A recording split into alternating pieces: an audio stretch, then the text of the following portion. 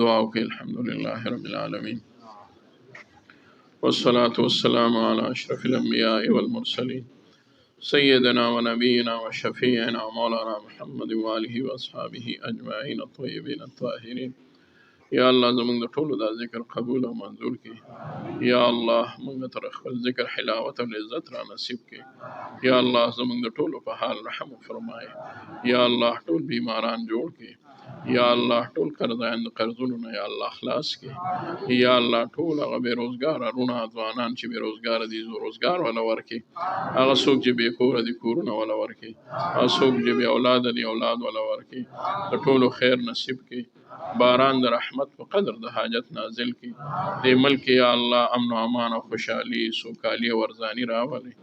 یا الله بدامني د دې ملک نه ختم کړي. دهشتګردي د دې ملک نه ختم کړي. گمراهي د دې ملک نه ختم کړي. گمراه کن فتنې د دې ملک نه ختم کړي.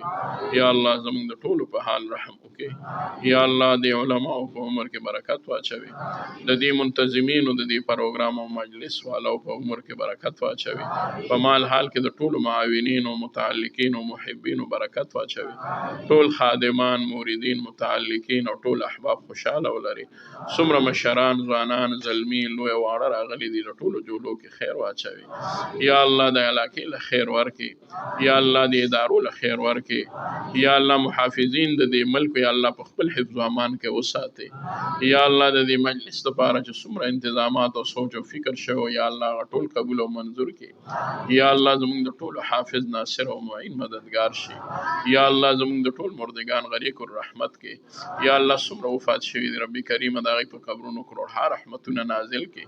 زموږ د دې ذکر او اذکار او د تلاوت او رب کریم د تسبیحاتو د دې ټولو ثواب د نبی علیه السلام مبارک ته ورکوتی ورته ورسول کې.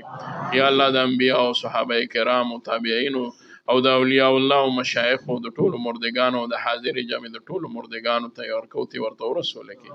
د چا والدین وفات دي الله هغو ته ورسول کې.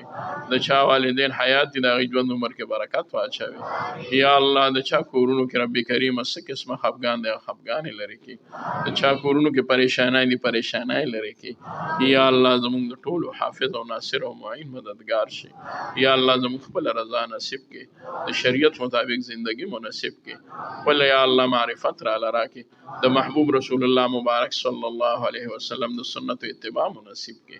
یا الله څومره احباب علما دلته کې ناست دي او هغوی د دې مجلس د ذکر رب کریم سرپرستی کوله نگرانی کوله او د هغوی په مشورو سره دی جوړ شوی دی. د هغوی ټولو په عمرونو کې برکت واچوي. څومره علما د نورو کلونو راغلي دي د هغوی څومره حاجات یې هغه پوره کړي. مشکلات حل کې پریشانای ختم کړي. زموږ څومره احباب موریدین متعلقین مونږ سره یا د نورو علاقو نه دې مجلس ته راغلي دي د هغوی ټول حوایج پوره کړي. ډاکټر صاحب دی د ټول وروڼه دوستان ملګري خاندان دا ټول خوشحاله کړي. دلته زموږ مولانا صاحب دی د ملګري دي د مشورې کوي په مشورو کې خیر واچوي. د خانقاه شریف ته څومره احباب ملګري شب جمعو کې راځي رب کریم اعتکاف کې راځي. تپری الله علیم او خبیر رب کریم د هغوی د ټولو اوقاتو کې برکت واچوي. څومره احباب ملګري رب کریم یا الله په علاقو کې خواره دي او د دین د ترویج او د اشاعت کار کوي هغوی سره خپل امداد شامل حال کړي. یا الله د مدرسو حفاظت فرمایي. د خانقاه شریف او د مدرسې ټول ضروریات پوره کړي. او رب کریم دغه اجتماعات چې اجتماع بخاري شریف را روانه ده او نور اجتماعات د نورو مدرسو دي هغه ټول په خیر او عافیت او په امن و امان سره وکړي. اللهم سهل علينا وعلى أولادنا وعلى أحبابنا كل صعب بحرمة سيد الأبرار برحمتك يا أرحم الراحمين.